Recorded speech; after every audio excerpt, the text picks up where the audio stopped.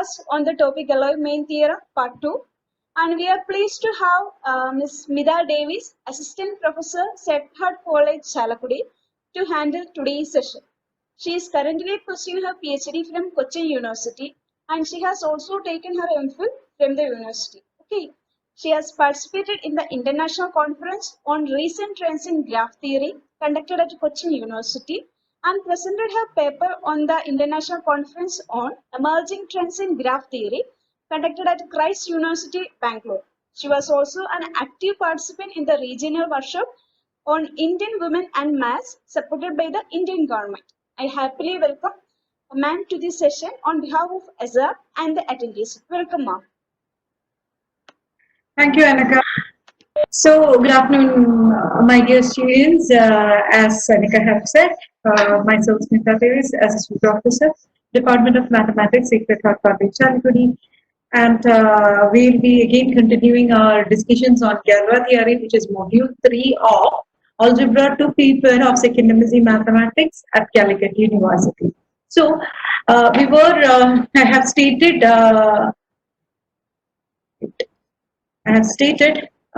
Galois main theorem in the last session, and actually the whatever the background works that are needed for the Galois main theorem I have given in my previous talk.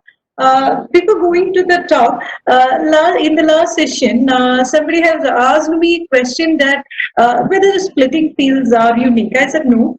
And my answer is correct, but in what sense? In my second thought, I think that that question needs a little more clarification.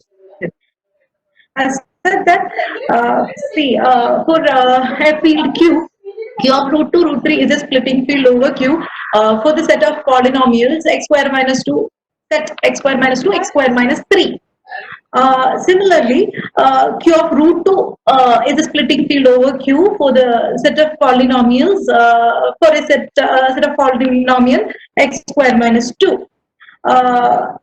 Also, Q of root 3 is a splitting field for, or Q of root 5, let it be Q of root 5. Q of root 5 is a splitting field over Q for a set of polynomial x square minus 5. But these are all splitting fields over Q for various set of polynomials, but for a particular set of polynomials, there exists only a unique splitting field. That means consider a set of polynomial x square minus 2, x square minus 3. What are the roots? Plus or minus root 2, plus or minus root 3. If that polynomial splits in R, the set of real numbers, that polynomial splits in C, the set of complex numbers, but the splitting field is defined as the smallest which contains these roots. So it is definitely Q of root 2, root 3. So for a set of polynomials, x square minus 2, x square minus 3, the unique polynomial, the unique splitting field is Q of root 2, root 3. But over a field Q, there can be many splitting fields for various set of polynomials. That is my answer. I wanted to make it clear by the end of the session, then it gone out of my mind. So we'll go back to our Galois main theorem. As I said, I have stated it in the, we'll just recall the things what we have done last. We have a field F.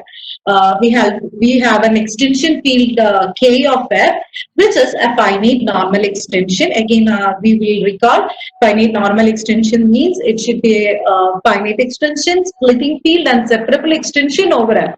Okay, so that means that, as I said in the last session, finite normal extension means finiteness, splitting field, and separability. All the three are there. Means we have order of P over E over K. Sorry, K over E is equal to index of K over E is equal to order of group of K over F. Okay, so that are things we have discussed earlier. So K is a finite normal extension over F with Galois group group of K over F. Now consider a field E which lies in between K and F, which is intermediate field E. We are defining and mapping from That mapping we have discussed earlier. We are defining a mapping lambda from the collection of all intermediate fields which lies between K and F to that is going to the collection of subgroups of group of K over F, and each intermediate field E lambda, here the lambda of E is the subgroup of group of K over F that leaves E fixed. What is that? That is precisely group of K over E. The group of all automorphisms of K that leaves E fixed means that is precisely group of K over E.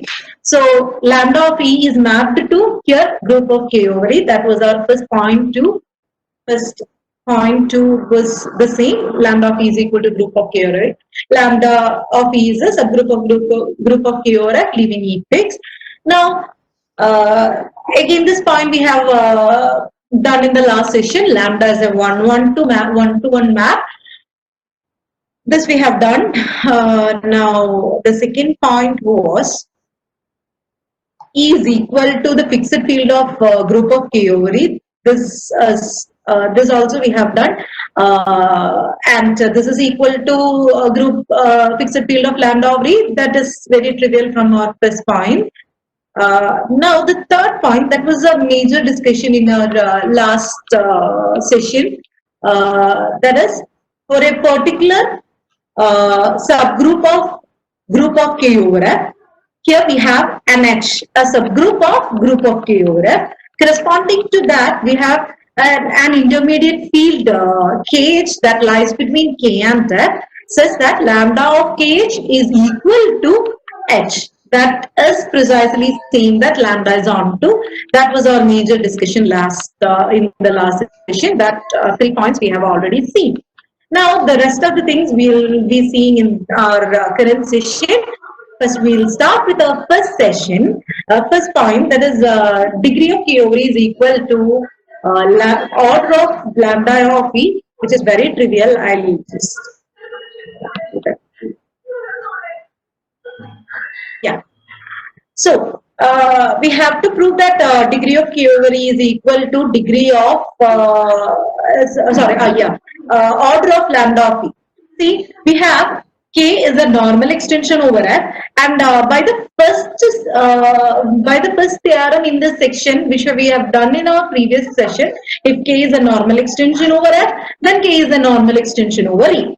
K is a normal extension over E means degree of K over E is equal to index of K over E is equal to order of group of K over E. Right? This we have done. So by our property 1, order of group of K over E is, what is group of K over E? That is precisely our lambda of E. So we have our fourth point, the first point in our fourth point, which is degree of K over E is equal to order of lambda of E. By property 1, we have directly have this. Now, the second thing we have to prove that in our fourth point, degree of E over F is equal to, we yet have not reached, we are yet have not discussed anything about E over F. Degree of E over F is equal to index of group of K over F over lambda of E, which is precisely the number of left posits of lambda of E in group of K over F. I would like you to remind that first theorem we discussed in the last class. Hope you have prepared with that. By the theorem 53.2 we discussed in our last class, any two automorphisms, sigma and 2 in group of K over F, induce the same isomorphism of E onto its field of exclusion if and only if they are in the same left coset of group of K over E in group of K over F. Now, we'll stop by here. Now we'll go to here. See, we have K as a normal extension, finite normal extension over F, right? Then K is separable over F. K is separable over F means, as I have said in the last session, by theorem 51.9, if K is separable over F, then K is separable over E and E is separable over F. So E is separable over F. E is separable over F means degree of E over F. By definition, degree of E over F is equal to index of E over F.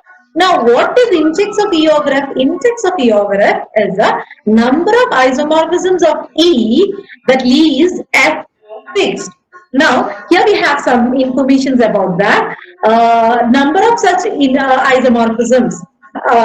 If two automorphisms of K, sigma and 2 that induce the same isomorphism on E, if and only if they lie in the same left opposite of group of K over E, group of K over F. That means how many isomorphisms can be there from E onto a field of exclusion that leaves E fixed. That is precisely the number of left opposites of group of K over E in group of K over F. That many distinct, only that many distinct isomorphisms we can get by this theorem. Okay, that means precisely that this is a number. This number, that is number of left opposites of group of K over E in group of K over F, that is denoted by this simple by proof of, in the proof of Lagrange's theorem you have done in your graduation session. You will be introduced to this notation. This is precisely index of group of K over F over group of K over E. So we have this. Now by our property, what is group of K over E, which is precisely lambda of E. So we have our fourth point, degree of E over F is equal to index of group of K over E over lambda. So our fourth point is, we are done with it. Now we'll move on to our fifth one. Yes, actually the 6 points of this Galois-Main theorem, the third one and the fifth one are the major ones. Third one, as I said, there is a major portion in our discussions last session. In this session it is going to be the fifth point.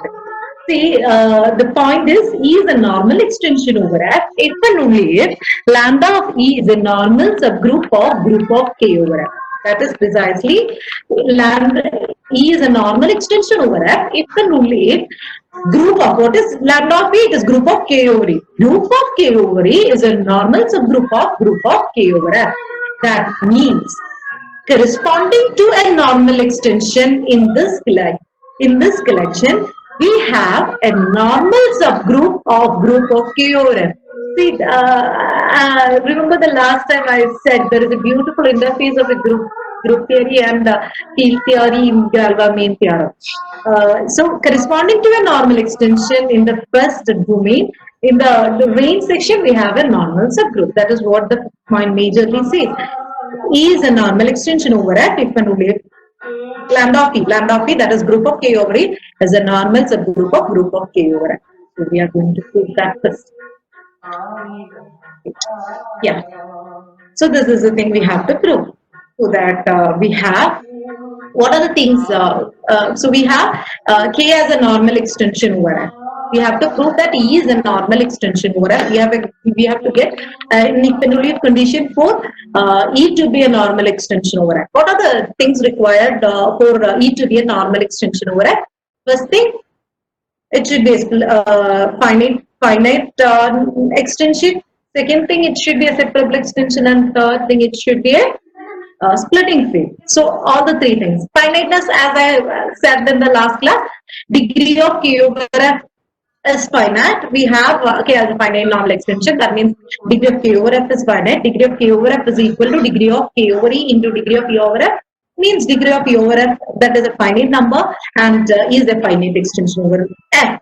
Similar result we have for separability. If K over F is separable, which we have, K is a finite normal extension over F, we have that. So if K is separable over F, then K is separable over E and E is separable over F. We have that. Okay. So E is separable over F. Now, what is left? To be a normal, E to be a normal extension of F. So the only thing pending is splitting field, right? So that is E is a normal extension over F. If and only if. Now, what is the if and only if condition we have? If and only if is a splitting field over F. Okay. Now, by the theorem 50.3. See, remember 6 points we have remembered in our last session. In the 6 points we have remembered the 4th point, and I have said that the major result that you should remember from the section splitting field is this result, an if and only if condition for being a splitting field. If E is an extension over F and it is a splitting field over F, if and only if every automorphism of F closure leaving F fixed maps E onto itself. We'll view K instead of F closure. We'll imagine K instead of F closure. So it will be if and only if every automorphism of K leaving F fixed maps E onto itself and thus induces an automorphism of E. That means here we have an if and only if condition. E is a normal extension over F. If and only if is a splitting field over F. Now that what does that means now? E is a splitting field over F if and only if every automorphism of K leaving F fixed induces an automorphism of E that leaving F fixed. Okay. So we'll make it into algebraic way. That means E is a normal extension over F if and only if every automorphism of K that leaving F fixed means every members of group of K over F. What is group of K over F? The group of the automorphisms of K that leaves F fixed, every automorphism. So I am taking a sigma for all sigma that belongs to group of K over F, and any element alpha that belongs to E, what that should do by the condition, it induces an automorphism of E that leaves F fixed. It induces an automorphism of E means elements of E that should be carried to elements of E itself. That means an element alpha belongs to E should be carried to an element of E by this sigma. That means sigma of alpha should belong to E itself. Okay. Now, what is our property 2? Property 2 says that E is equal to fixed field of group of K over E. Okay. So I am substituting E here by fixed field of group of K over E. So E is a normal extension over F if and only if for all sigma belongs to, from here, for all sigma belongs to group of K over F and alpha belongs to E, sigma of alpha should belongs to E was that here, it is fixed field of group of K over E here. Okay. So that's it. So we have stopped here. E is a normal extension over F if and only for all sigma belongs to K over E. Now, what is fixed field of group of K over E? Fixed field of group of K over E means precisely the elements of K that is fixed by all the elements of group of K over E. Okay, so sigma of alpha belongs to fixed field of group of K over E means for any mapping in group of K over E, for any mapping, for all the mappings of group of K over E, sigma of alpha, if we are applying any mapping of group of K over E, sigma of alpha is carried to sigma of alpha itself. Okay, that means E is a normal extension over F if and only if for all sigma belongs to group of K over F and for any element of group of K over E. For any element means I am making it precisely for any tau belongs to group of K over E. Tau of sigma of alpha. What should this tau do? That any elements of this should fix that element. That means tau of sigma of alpha should be equal to sigma of alpha itself. Okay. So now E is the normal extension over F. If and only if I am taking sigma to this side, this means for all tau belongs to K over E, group of K over E, sigma inverse, taking sigma to this side, sigma inverse tau sigma of alpha is equal to alpha for every alpha belongs to E and sigma belongs to group of K over F. What does that mean? What does that mean? Every element, see alpha, where alpha comes from E. Every element of alpha, every element of E is mapped to E, that element itself by this automorphism of K. Sigma inverse tau sigma carries every element of E to E itself. E alpha is an arbitrary element in E. That is carried to alpha itself means every element of E is fixed by this automorphism sigma inverse to sigma. That means sigma inverse to sigma belongs to group of K over E. That means it fixes every element of E, since it fixes every element of E. Now, what is the condition for being a normal subgroup? If H is a subgroup of G and for an H element of H and G element of H, G element of G, H is a normal subgroup if and only if G inverse HG belongs to H. That is the condition we have got here. Group of K over E is a subgroup of group of K over F. We have done earlier.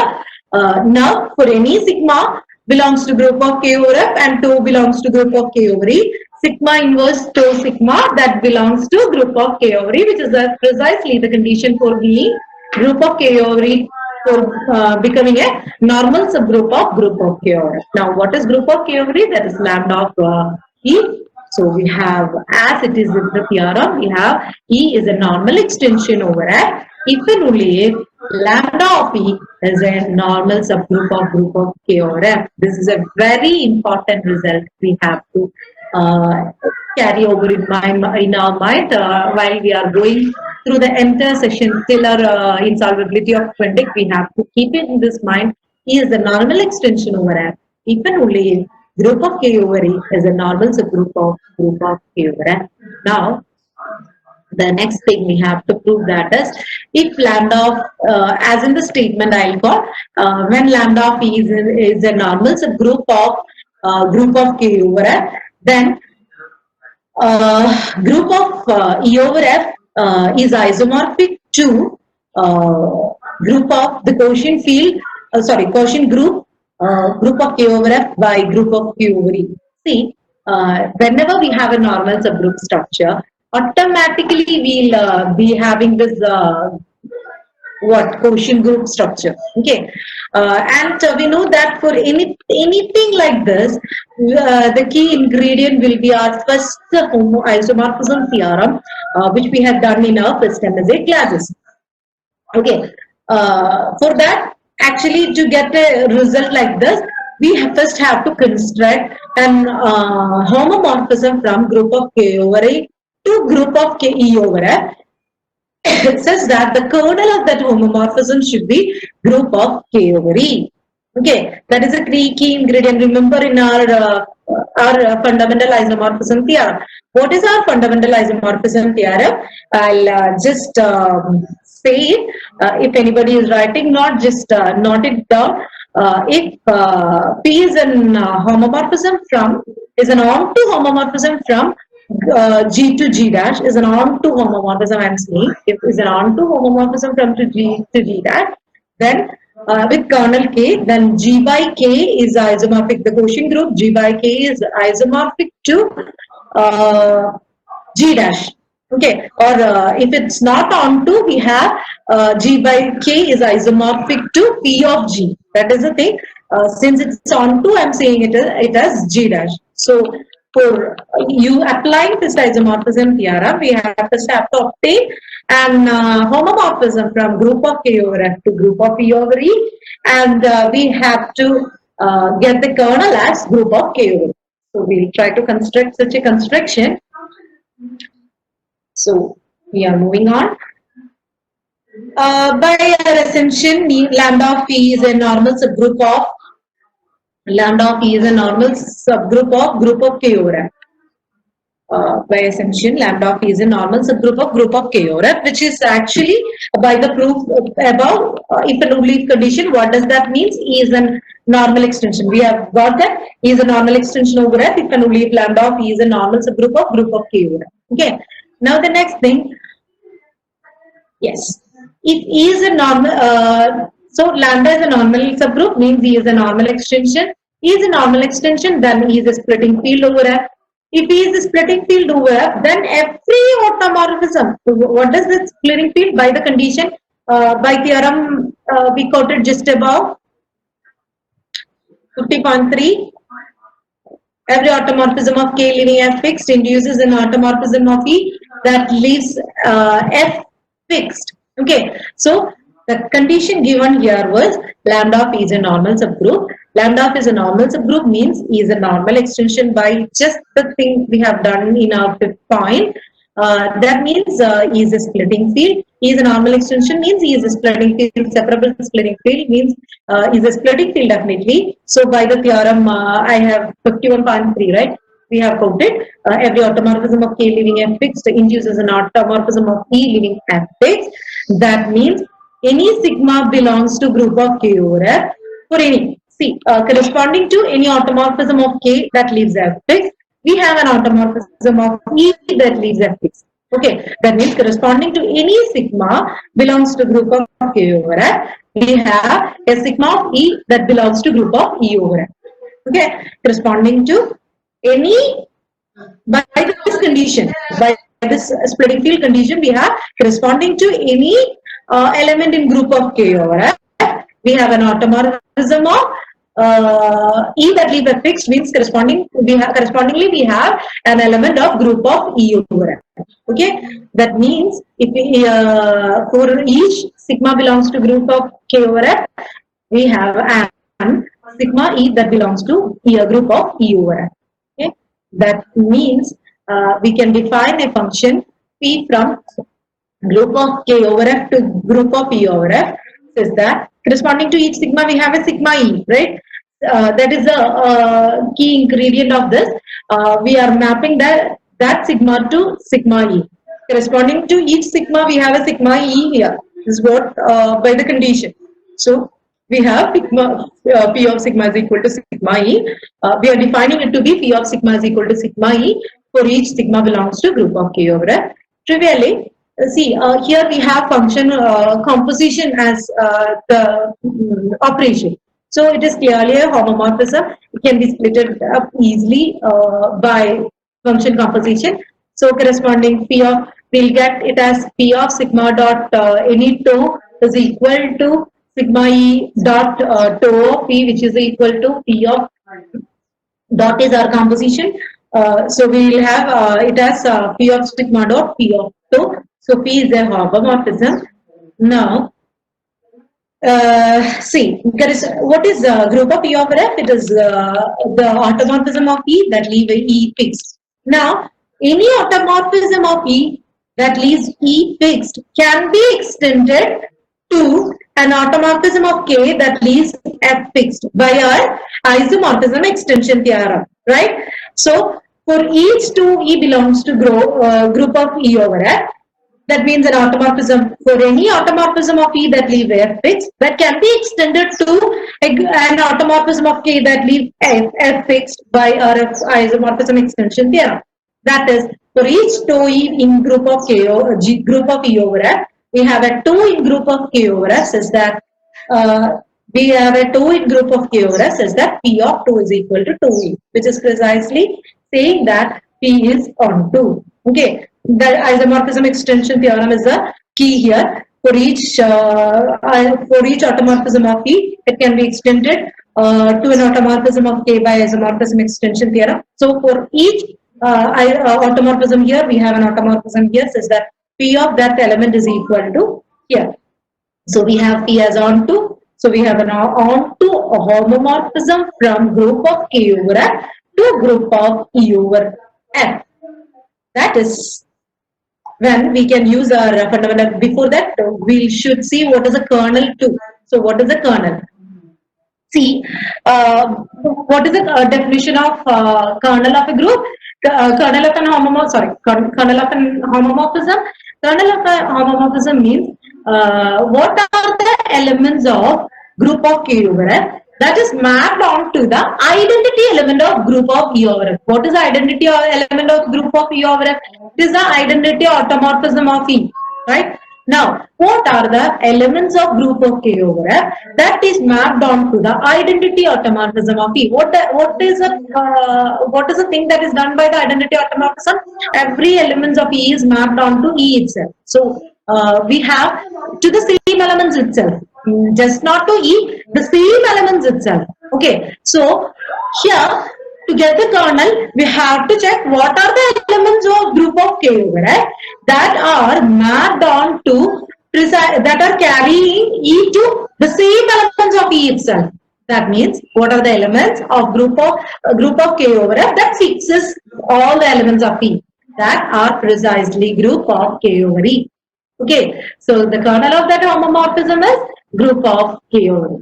Okay, so the kernel of automorphism we have it is kernel we identify it as group of K over E. Now by fundamental isomorphism theorem I just stated now group of K over F over group of K over E is isomorphic to this quotient group is isomorphic to group of E over.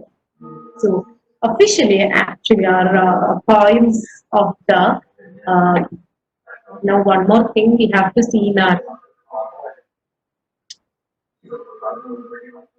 see in our Galois main theorem, which is our 6th point, which we will be seeing in the next example. Actually, no proof for this. The diagrams of the subgroups of group of K over F is the inverted diagram of the intermediate fields of K over F. Okay, intermediate fields of K over F. So in we have the subgroup diagrams, right, and the subfield diagrams. It's also so consider the subgroup diagrams here, subfield diagrams here. One will be the inversion of other is what it studied the last point. We'll see it in the next classical theorem. Almost in the several texts we have this here this example quoted. So for K in the last theorem we have K is equal to Q of root 2 root 3 and F is equal to our Q. Okay, so what are the intermediate fields that lies between Q and Q of root 2 root 3? Definitely Q of root 2 is there, Q of root 3 is there, Q of root 2 is an extension over Q and it is a subfield of Q of root 2 root 3. Similarly, Q of root 3 is there, Q of root 6 is there. So what are the fields that lies in between that? Definitely Q and Q of root 3 trivial things are there. So the intermediate for the candidates of P we have Q, which is trivial because Q is a subfield of Q itself. Q of root 3 because Q of root 3 is a subfield of Q of root 3 itself. Now the intermediate fields Q of root 2, Q of root 3 and Q of root 6. Okay. So we have the for the subfield diagram we have the things ready. Now we have to think about group of Q of root 2 root 3 over Q. See, we have done this in our section isomorphism extension theorem section, and also in our section automorphisms of fields we have done this exclusively. There we have with the help of conjugation isomorphisms we have written down 4 automorphism. Actually by isomorphism extension theorem we can imagine it to be automorphism of Q of root 2 root 3. We have 4 automorphisms of Q of root 2 root 3 that leaves Q fixed, which is the identity automorphism. Definitely what is identity automorphism of Q of root 2 root 3? Identity automorphism of Q of root 2 to Q of root 3 means every element of Q of root 2 root 3 is mapped onto the same element of Q of root 2 root 3. Now what is sigma 1? What does sigma 1 do? Sigma 1 does sigma 1 is carrying root 2 to its conjugate minus root 2 and root 3 to root 3 itself. In sigma 1, root 2 is mapped onto its conjugate minus root 2 and root 3 to root 3 itself. Okay, so what is happening to root 6?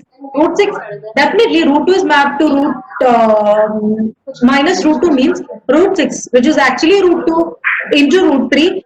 Root 6 is mapped onto negative of root 6. Hence, the fixed field of sigma 1 is, see, fixed field means what are the elements which are which doesn't have any change by applying the sigma 1.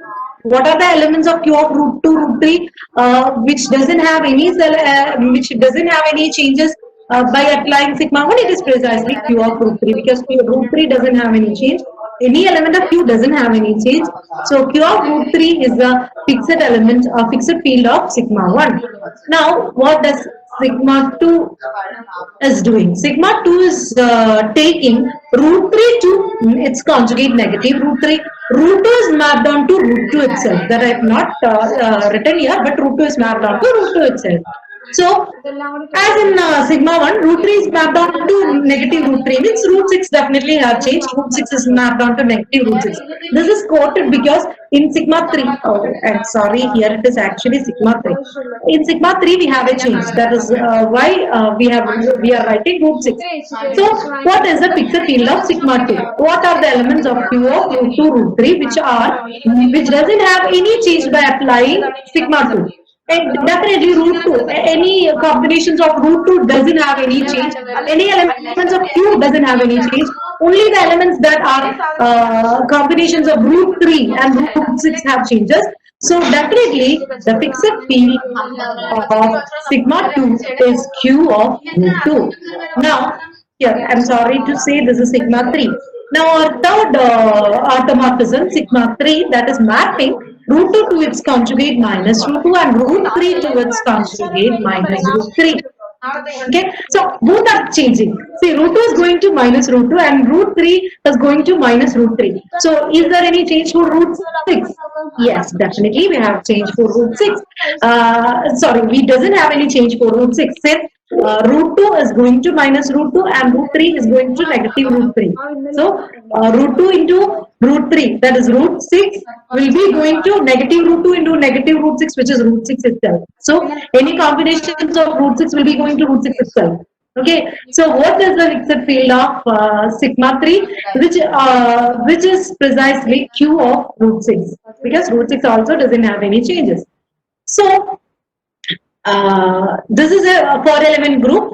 This only these are the elements which we can by conjugation by the tool conjugation isomorphism theorem and isomorphism extension theorem, we identify these 4 as the elements of group of Q of root 2 root 3 over Q.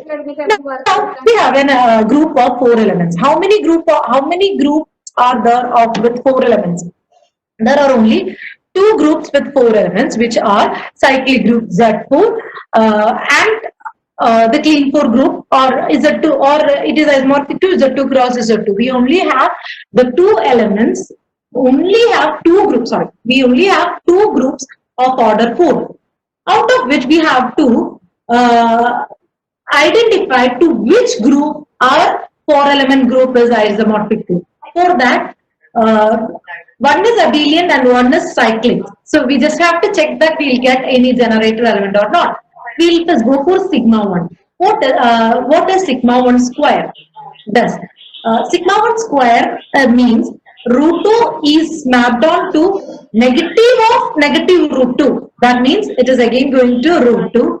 And root 6 is mapped on to negative of negative root 6 means root 6. That means root 2 is going to root 2 and root 6 is going to root 6. And definitely in sigma 1 root 3 doesn't have any change. Root 3 is mapped on to root 3 itself. So that means it is our identity element, identity automorphism, because every element is going to itself, is going to the same element itself. That means sigma 1 square is identity. Similarly, sigma 2 square is identity. Sigma 3 square, similarly we have these sigma 3, for sigma 3, we have root 2 is mapped onto negative of negative root 2, sigma 3 square.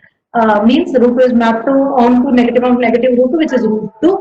Root 3 is mapped onto root negative of negative root 3, which is root 3. And root 6 is mapped onto root 6 itself. So here the fixed field is, here sigma 3 square is also equal to identity. That means sigma 1 square is identity, sigma 2 square is identity, sigma 3 square is identity. None of the elements generates this group. Every element is of order 2. That means which is precisely our clean 4 group. That means it is isomorphic to our clean 4 group.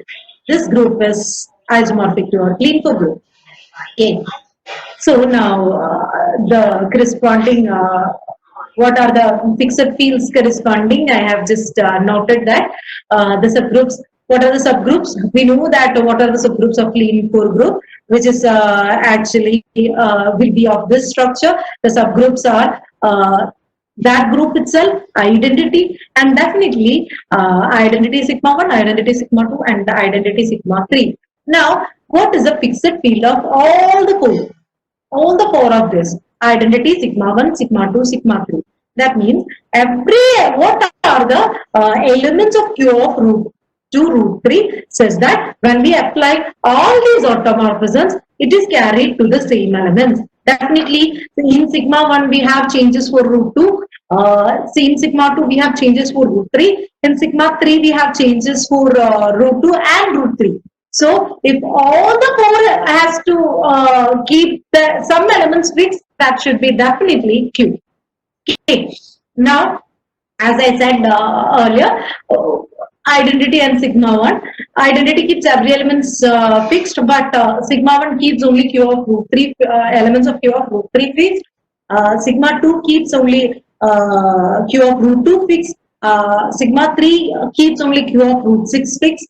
And identity keeps every elements of Q of root 2, root 3 fixed. So this is okay. Now, I'm just noting this also. See, our group of Q of root 2, root 3 over Q. Before going to our subgroup and subfield diagram, our fifth point, I just wanted to make this clear in this example. See, our group of Q of root 2, root 3 over Q. This group is isomorphic to Klein-4 group, and our Klein-4 group is abelian. So all its groups, all the subgroup of an abelian groups are normal. That means all the subgroups of this are normal, right? So correspondingly, see, these groups are normal extensions over Q. See why? Q of, we'll see, Q of root 6 is Q of root 6, sorry, really sorry. Is Q of root 6 a normal extension over Q? Yes, Q of root 6 is a normal extension over Q. Since it's a splitting field of x square minus 6, it is separable because degree of E over F, degree of Q of root 6 over RF is Q. Degree of Q of root 6 over Q is equal to 2. And same, it is a index of, what is the index of Q of root 6 over Q? It is again 2. Okay. Similarly, Q of root 2 is a normal extension over Q. Q of root 3 is a normal extension over Q. Again, I'll just mention this also. Q of root 3 is similar. Q of root 2 is a normal extension over Q because it is a splitting field of x square minus 2 over Q of x. Now, it is separable since degree of Q of root 2 over Q, you know that it is 2, and index of Q of root 2 over Q, again it is I sigma to this same field. So, we'll have that also is equal to 2. So, it is separable. So, it's a separable splitting field, and it is finite too. So, means it is a finite normal extension. So, corresponding to the normal subgroups here, we have the normal fields, normal extensions of Q here. Okay. Now, the subgroup and subfield diagrams. See, in the subgroup diagram, the first one will be the full group, which is I, sigma 1, sigma 2, sigma 3. Okay. Now, the subgroups, two ordered subgroups, and the last one is the identity. Now, in the subfield, the first are full field K, which is our Q of root 2, root 3, and see, which is a Q of root 3, root 2, root 3 is the fixed field of K of fixed field of our identity element. See, fixed field of identity. Now, what is Q? Q will be the last in the subfield diagram, and it is a fixed field of K of I sigma 1 sigma, fixed field of I sigma 1 sigma 2 sigma 3, which is in top here, right? So this diagram, this of this subgroup diagram, you can see the fixed field diagram is just the inverted one, right? Here we have this. Sorry. Here we have I sigma 1 sigma 2 sigma 3, and on the top, and the fixed field of I sigma 1 sigma 2 sigma 3 is the last one in the subfield diagram. That was the sixth point in the Galois-Bain theorem. That is the subgroup diagram and the subfield fixed field subfield diagram are one inverted images of one another. Okay. So officially, this is the ending of our Galois main theorem. Now, in this section, something more is to be done, which is the Galois groups of our finite fields. We'll see to this that whether we'll get any additional things, or additional beautiful results. Here, see, our next theorem of this section says that if K is a finite extension of K is a finite extension of degree n of finite field of P raised to R elements. That means both our field is now finite. See, before going to this section, finite fields, I would like to make it clear that all the things we have said in general is true for the finite fields also. But in finite fields, we have some additional fruitful results that is being quoted in this theorem. See, K is a finite extension. Here we have the degree n of a finite field of P raised to R elements. Now we have the result. Then G of group of K over F is cyclic of order n, and it is generated by sigma P raised to R, where for any alpha belongs to K, sigma P raised to R of alpha is equal to alpha of alpha raised to P raised to R. See, we go to the proof. This we have K is a finite extension. We have given that K is a finite extension of a finite field F, and degree of K over F is equal to n. That is the things which are given. Now, finite extension means, yes, in the separable extension section, we have done the theorem that every finite field is perfect. What is the definition of being perfect? Every finite extension is being a separable extension. Whenever a finite extension goes to a separable extension, then we say that the field is perfect. So we, in the separable section, we have every finite field is perfect. Here F is a finite field. That means any finite extension of F will be a separable extension. So K is a separable extension over F. Okay, that is the first thing we know. Now, for obtaining that, we additionally need one more thing, splitting field. Okay, so also given that what is the number of elements in F is P raised to R, and degree of K over F is n. That are the two things, additional things given. Now, we have a section, either module 2, the first section is finite fields. In the finite fields, the first section, finite field section, the first theorem itself says that if degree of F is equal to P raised to R, and degree of K over F is equal to n, then what is the order of K? Order of K is equal to P raised to Rn. Okay. There you have degree of F is P and degree of K over E is n, then degree of, order of K E is P raised to n. Here we have P raised to R elements in F, so we have P raised to Rn elements in K. Okay. Now again, in the finite field section, the next major theorem says that all the elements of K then are precisely the zeros of x raised to P raised to Rn minus x. Okay, now K is a splitting field of x raised to P raised to Rn minus x over F. This implies, see, here we have, by that result, K is precisely the zeros of x raised to P raised to Rn minus x. That means all the zeros of this polynomial rise in K. That means K is the splitting field of x raised to P raised to minus x over F. That means we have finite separable splitting field. That means K is a normal extension over F. What does it mean? As I said, here it doesn't require index, so I have not quoted it. This will imply order of group of K over F is equal to degree of K over F, and which is equal to n. Now, second part of the theorem. So we have obtained that K is a normal extension over F here. Now the result we require here is group of K over F is cyclic, and the generator element is sigma P raised to R. Hope you have seen this sigma P raised to R before. This is the Frobenius automorphism, which we have came across in our automorphism of field section. Sigma P raised to R of alpha is equal to alpha raised to P raised to R. We have to prove that this is the generator element of group of K over. Okay, so we are going to prove that. So the Frobenius automorphism, I have quoted the theorem number here. Theorem by theorem 48.19. This is an automorphism of K that leaves every element of F fixed. That means this is an element of group of K raised to F. Now, what is sigma p raised to r I of alpha? Means we are applying again and again sigma p raised to r. By using composition, we are applying again and again. Then first, by applying first time it will be a alpha raised to p raised to r. Again, second time it will be alpha raised to p raised to r the whole square.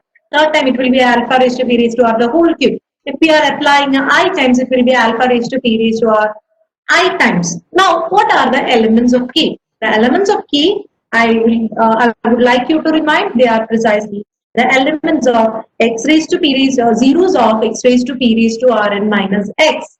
Okay. Now, what are the, if we have to keep this alpha that belongs to K fixed, that means alpha raised to p raised to ri should be equal to alpha.